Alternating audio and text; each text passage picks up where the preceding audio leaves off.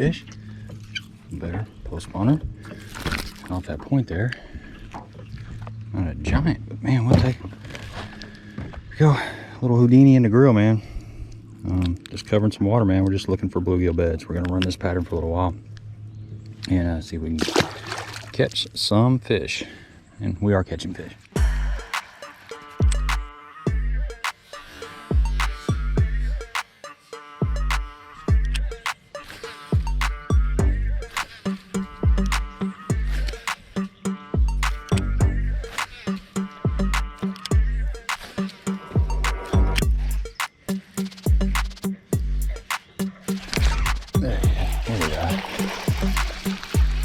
There we go, swim jig. Missed a good one earlier, but you don't get them all. Just skipped right up underneath that tree. He's right there where he's supposed to be. Just about 2 pounds lighter than he's supposed to be. But that's okay. And there's a lot of sticky, nasty moss in here.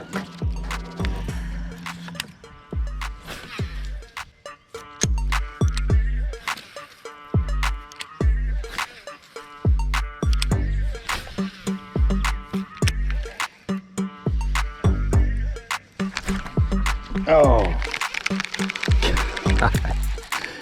blew that. I kind of half-assed set on him.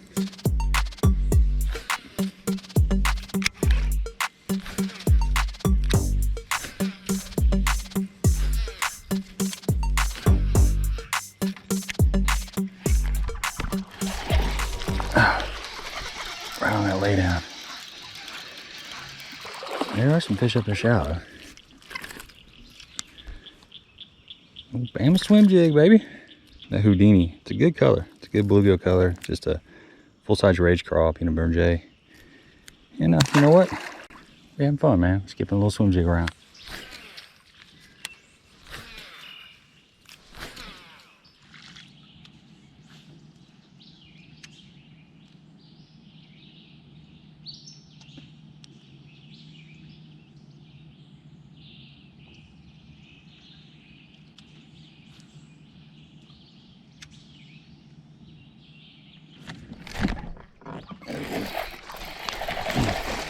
Right on the grass. Right around a bluegill bed, guys. There we go. Decent fish. Sitting right on them bluegill beds. Man, that was cool. It's a visual bite. I mean, that fish was in probably, I don't know, like less than 2 feet of water. And, you know, it's not a giant fish, but he's feeding. He's going to be a big fish. He keeps eating like that. But just slow rolling this little Cumberland Pro Lures Bama swim jig. You know, I've been throwing this for quite a while, and it's a unique little bait. This is the Houdini color. So 1/4 ounce Bama swim jig, full-size rage crawl. This is peanut butter and jelly. And this bait has got a really nice hook. It's got a really nice weed guard. It's got a unique kind of conical shaped head. But one of the really cool features about it is this little rattle. I mean, I don't know. There's not many swim jigs, if there is any, that have this rattle. You see a little red rattle? And you can hear it. Hear that? So when you're casting this out and you're shaking it like that, this little rattle is kind of rattling around. It's hitting the bait. Every time it hits the bait, gotta hold it back here so I can pick it up. Every time it hits the bait, it creates a little bit of a rattle. And it's also red, which, you know, red's supposed to draw fish towards the bait, like a bloodline type of deal. I don't know how much I believe that, but it doesn't hurt, I'm sure. And it also helps this bait kind of kill. So there's like a centering point, and it makes it ride. It rocks a little bit, but it doesn't really roll over. So 1/4 ounce Bama swim jig, and we're just skipping around this shallow cover, around these bluegill beds and fry garters, and you know, making a day of it. Some potential decent looking stuff here. There's bluegill beds right up there. I like these overhanging trees too. I mean, it's shallow up there though. Talking, my boat's in 4 foot of water, and I'm throwing up there nothing. Bad skip, but I'll try it again. Might be one up underneath there. That's the skip, if there's gonna be one.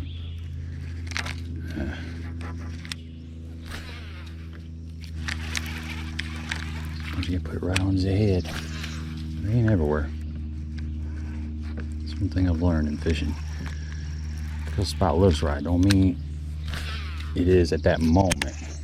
Now, there may be sometime during the day when there's a fish up there, and there might be a fish up there. You might just not want to bite. Might have had somebody already come through here. I saw a boat come out here a while ago, so it's seen a little bit of pressure. But I doubt they're throwing a swim jig. Gotta watch these trees, man. There'll be snakes in the trees this time of year. Last thing you want is a big old black nasty come up in your boat. It's a good way to get wet and lose your cell phone. Water is 80, what is it? It's 81 degrees back here.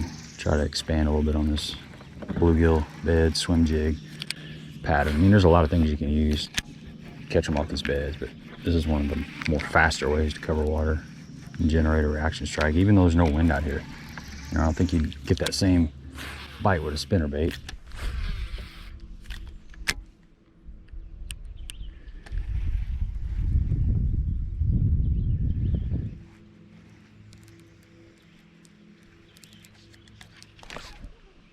Oh my God. That was a fish? I thought that was a piece of wood. Holy shamoly.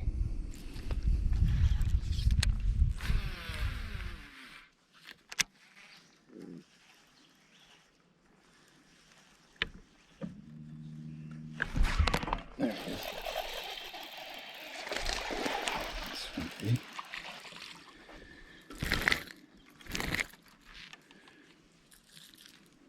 Another one. What's up, Debo?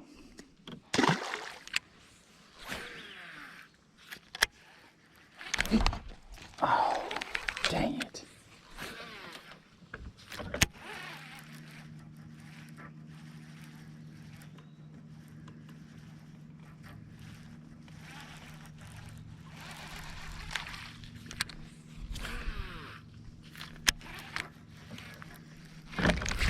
There he is. All right, we got him. Got my bluegill bed. Get in here, Buster. In the shade like he's supposed to be.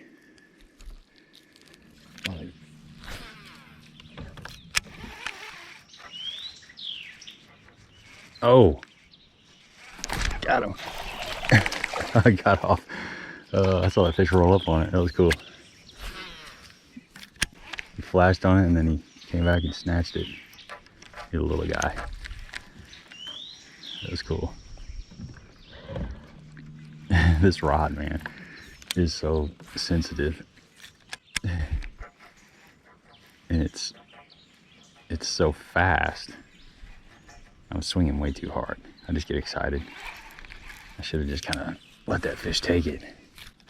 But man, I tell you what, it's hard when it's visual like that. And you're floating that swim jig across the top of that grass, banging it in the grass a little bit, and you can see it. It's up there. It's down there about a foot or so. And it kind of goes away, and you pop it back up, and you can see it. And then all of a sudden, you see like a flash, and you hold off, and you keep going, and then you see another flash, and your line kind of takes off. And it's hard to just not just jack them. And usually, I miss a couple, until I kind of settle down. All right, folks, I'm going to show you how to rig up this swim jig. Just had a fish pull off the flippers. So I've just got a full-size rage crawl. This is PB&J, green pumpkin, just kind of a bluegillish color, whatever you want to do.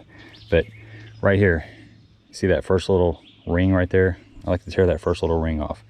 It makes it fit perfect on this Bama swim jig. And one of the unique things about this swim jig is it has a collar seat, like for the jig, like skirt on there, but it also has a place for that rattle, and they've extended the lead back on the shank, and you still got a nice keeper. So it's not like the keeper is being taken up by the rattle. This jig is made, you can see that this jig is made to have a little slot for that rattle to fit in, so you still got a nice keeper there. But I like to have the blue side down and this kind of green pumpkin or brown. It's actually brown on the way up. I just think that blue adds a little bit of contrast. You got the Houdini colored skirt, and then you got that blue on the belly. And I really like the contrasting jig trailer. Seems to have worked for me, like black and blue. I like green pumpkin on there, that kind of stuff. But you just slide her up on there, and then there you go. That's a little fish catching machine right there, folks.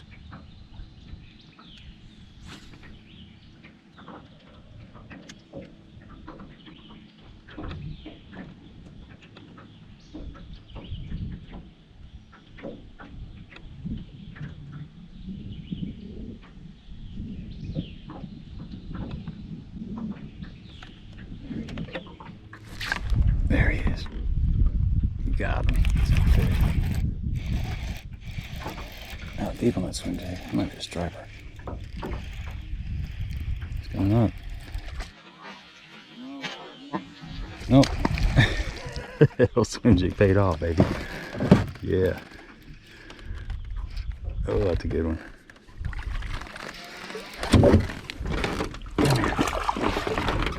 Come here. All right, here we go. Bam! Look at that swim jig in the mouth. Man, thanks for coming along this adventure, man. Kept your head down, caught a few fish. It is just something that really starts happening in the post spawn.